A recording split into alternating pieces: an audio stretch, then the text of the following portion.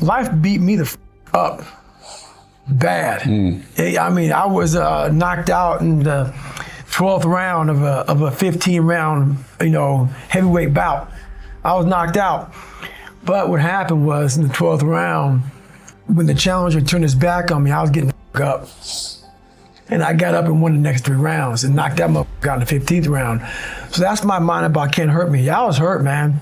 Like literally, I had to overcome so much those first 26 years of my life that I still do every day today. It's not over. But the mentality of can't hurt me is just that. No matter what's in front of you, man, you have to face, you have to confront, you have to overcome and move forward. So my father, some of the kids that bullied me, my learning disabilities, all these things I went through in life, stuttering, had so many different issues, failing and failing and failing, I had to overcome them, or they would have overcame me. I was able to look at my childhood and how I grew up as the ultimate training ground for my life. There has to be some people in this planet Earth who have my mentality. As gross as it is to some people, and as far off as it is and not understood, there has to be some people like me on this planet Earth. Has to be some warriors out there that are able to take this mindset and do something with it. So that right there, once you are able to look at your life and realize that all these bad things are actually the ultimate training ground for what you're going to, encounter in life, you start looking at your past very differently. I'm still examining human potential. How far can the mind go? How far can we go as human beings? But it's amazing that once you get control of that thing, how far you can go. I honestly want to be considered one of the hardest men to walk the planet Earth in the history of the world. And what I mean by hard, I'm not talking about the guy who does the most pull-ups, the most sit-ups, runs the most. Just a person who's able to overcome any adversity in front of him, to figure out a way. Hardness isn't about all this physical, man. Yeah, it helped me get to where I'm at. But all I was doing in the whole process, the process wasn't to be ripped. It wasn't to walk around with my shirt off. That wasn't it. I knew through the physical challenges, through the physical suffering, my mind was getting stronger. I was literally doing that for a reason. I had a weak mind. All the rest just happened to come with it. I was trying to strengthen the mind to handle all the judgment that's passed on me, perceived and not. Sometimes you make it up in your own head. I just want to be able to handle all of that, everything, physical, mental. I want to be perceived as that, like an old school barbarian, an old school guy that's like, God, dog, man, nothing can hurt the guy, which is why the book is titled Can't Hurt Me. I want people to have that mantra in their life. Take that with you. Take it everywhere you go in life. And if you believe that and you work towards that, callous in your mind, strengthen yourself, can't hurt me is strong. In any situation, like when I was in Buzz, they beat the shit out of you. I'd be the first one to get up and say, can't hurt me, mother. And they were beating the hell out of me. But you say that enough to you. False motivation becomes real motivation after a while. They can't see themselves doing it. They can't see themselves doing it. It's one big reason. The other reason is a lot of it is jealousy. When you set these humongous goals and they see that you're getting at it, and every morning I'm getting up training for a 200-mile run, and you see me get up at 4 o'clock in the morning, and all you fuckers are sleeping, and by the time I get done running my 30, I come home just getting up. How are you gonna feel about yourself? A lot of times when you're an overachiever, a lot of our family members, a lot of our friends, they're mediocre. There's always those couple of guys who are uncommon, who want to be better. But you make that mediocre mother feel like shit. Whether it's your mom, your dad, whoever. You make them feel horrible. I've been there. I'm speaking from experience. You get somebody around you, man, who's trying to be better, and you don't have the drive that they have, it's a constant reminder of how f***ed up you are. You have to know that that's what it is. Anybody in your course not saying, man, get after it, brother, I'm so proud of you, they have a problem with themselves. Because all you're trying to do is achieve more. If that's a problem for somebody, you have to look at them and say, man, you really have a problem with yourself, huh? It's much deeper than what you think. It lies deep in your soul. How I was able to fix myself was I saw how ugly I was towards other people who were great. I was able to look back and say, man, you don't hate that much for any reason because he's great. And you're lazy. You're lazy. He makes you feel like shit every single day. That's where it comes from. You have to know where shit comes from to be able to solve it. This structure, anterior mid-cingulate cortex, has inputs and outputs from a bunch of places, but you'll probably not be surprised to learn that it's strongly activated when we move our body, when we don't want to move our body. I feel like it's like the David Goggins structure, right? It really is. It is. And it also has strong connections to the dopamine reward pathway. And everyone goes, yay, dopamine reward. Everyone loves dopamine. I'm partially responsible for people knowing a bit more about dopamine, but dopamine's badly understood. Everyone thinks dopamine hits, it's about reward. It's about motivation and drive. And there are pain inputs to the dopamine centers of the brain. No one talks about that. Everyone's like, oh, you want the chocolate, chocolate, sex, cocaine, all that. Yeah, that's all true. Right. You release dopamine. Pain releases dopamine. The anterior mid-cingulate cortex can trigger the release of dopamine in response to this thing that we're calling friction. And that's a learned thing. That's something that no animal or human being comes into the world learning. We all are averse to pain and like pleasure, like sugar, fat, don't like hot surfaces. Right. But this is a structure that learns. It has neuroplasticity, the ability to change throughout the entire lifespan.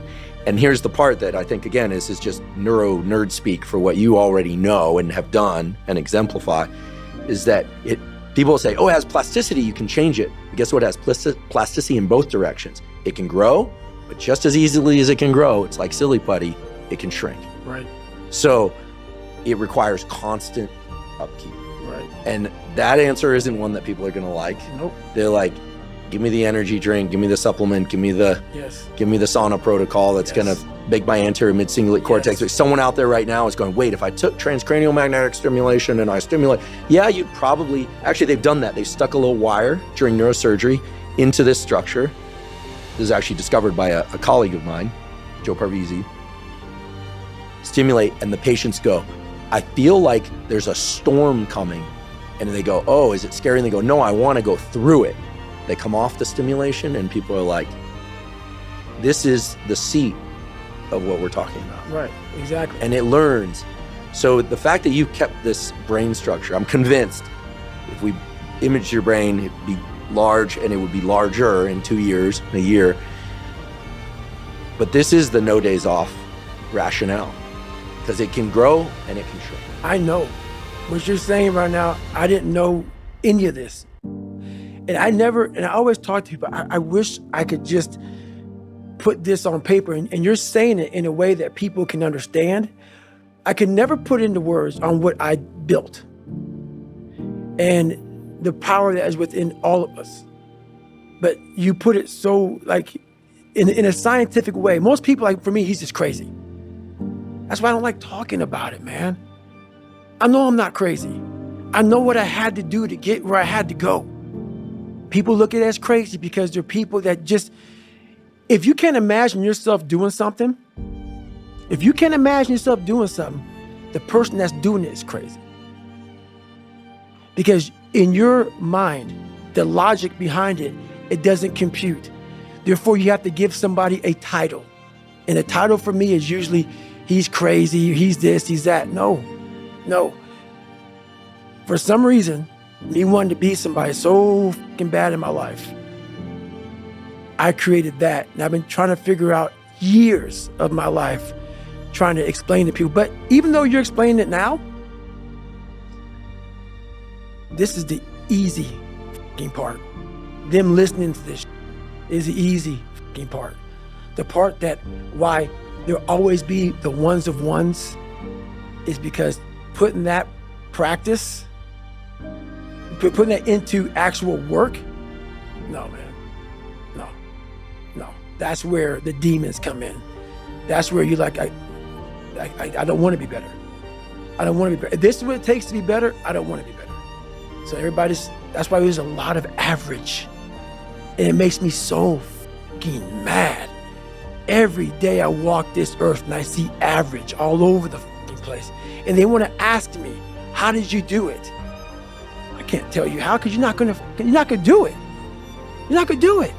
You're gonna continue being out, because every day you wake up, like he says, it's not like get the coffee, make the pancakes, kiss the girl, kiss the kids. You wake up, right to work. Immediately your mind is in action. No one wants to do that. No one. I don't blame them. But don't be mad. When you're laying there in your fucking bed, and you're in the fucking hospital, and you're 70, 80, 90 years old, and you're thinking, man, I feel like I can do something. Because you did. You didn't do it. You didn't do shit. You may have lived a great life, man, but you're always gonna feel empty inside. I don't feel empty. So call me what you want. There's not one empty bone in my fucking body, because I have figured out that really the magic potion, at least to my life, and it's very rewarding. All your excuses are lies. Little lies that you think makes life easier, but they don't.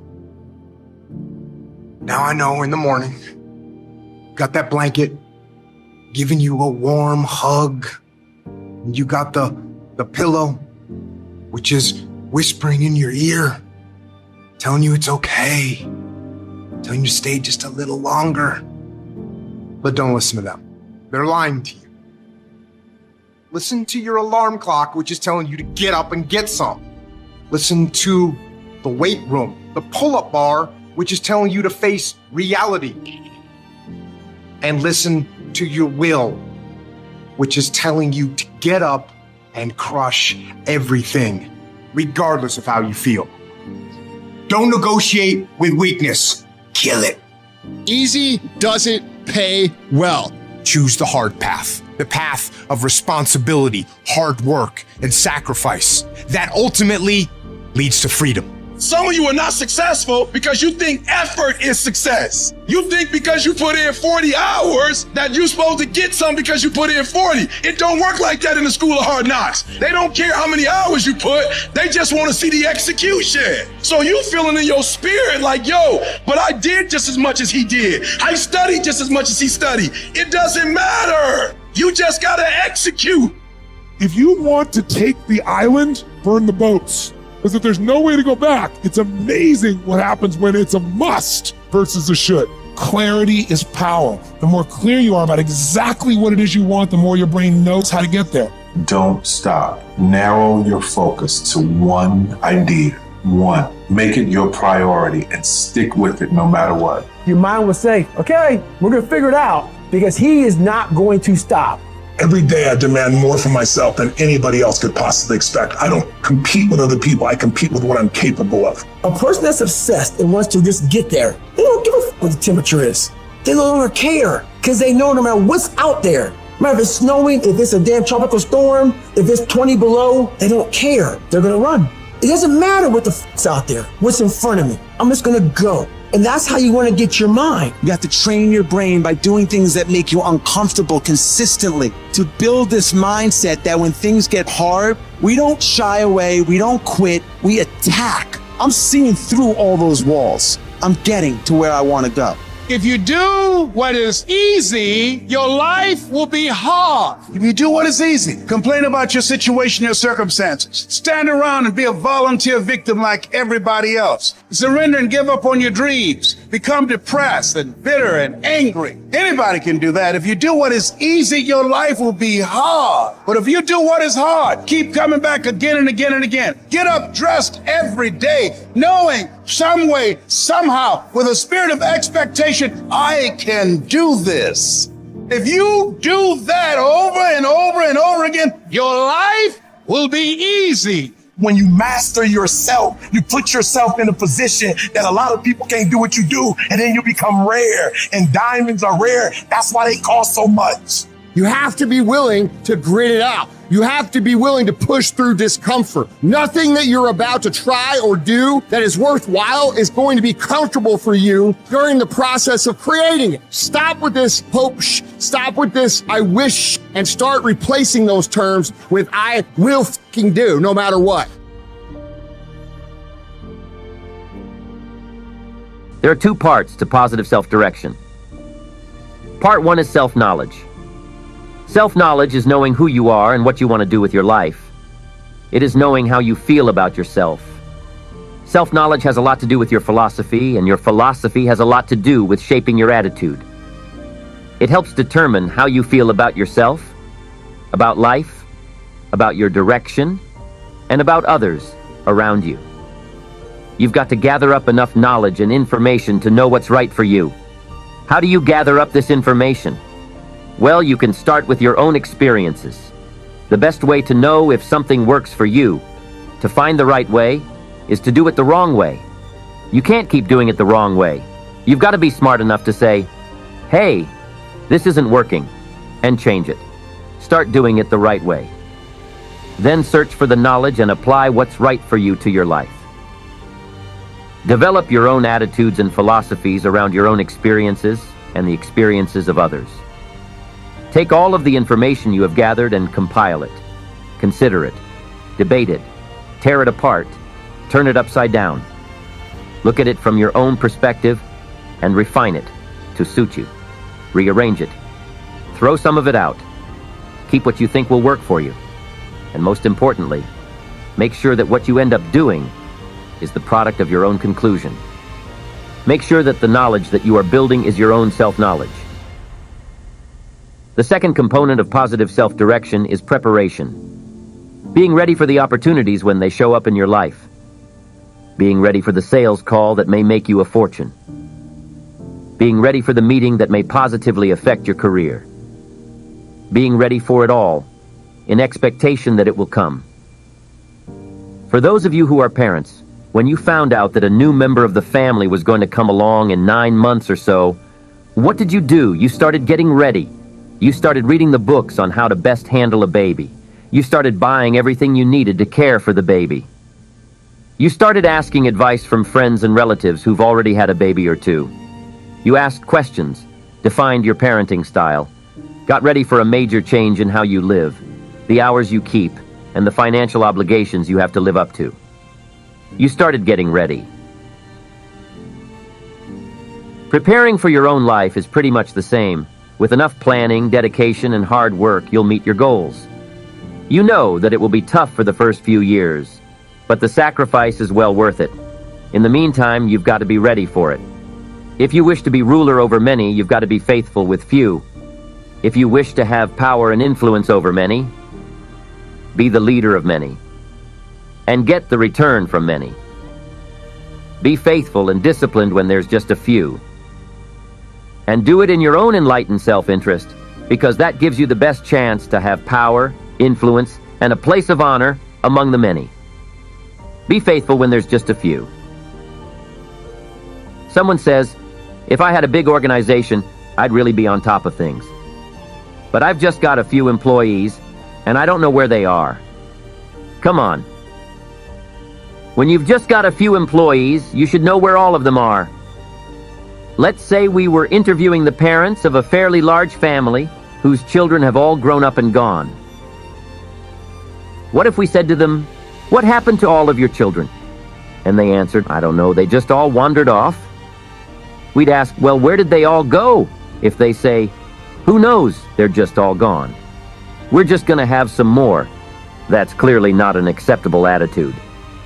If you've got a few employees, if you've got a few distributors, if you've got a few people you deal with, that's the time to sharpen your communication skills, of being in touch, getting prepared, giving the most of your heart and soul. In your own enlightened self-interest, give it your all when there's a few. Be totally absorbed when there's just a few. Improve your reputation and skills so when a leadership position opens up, you'll be called. The same thing goes with your money. Someone says, oh, if I had a fortune, I'd really take good care of it. but I've only got a small paycheck and I don't know where it goes. Nobody would ever respond to the person who says, I don't know where it all goes, with, oh, we'd love to have you run our company. Or, you don't know where it all goes. Wow, you should be in charge of the world. Come on. Positive self-direction means paying very close attention to every dollar you have, really keeping track of where they come from and where they go. Create the discipline when the amount is small, and you'll be on your way to handling your money when the amount is large. Be ready for tomorrow by doing all that you can today. That's positive self-direction.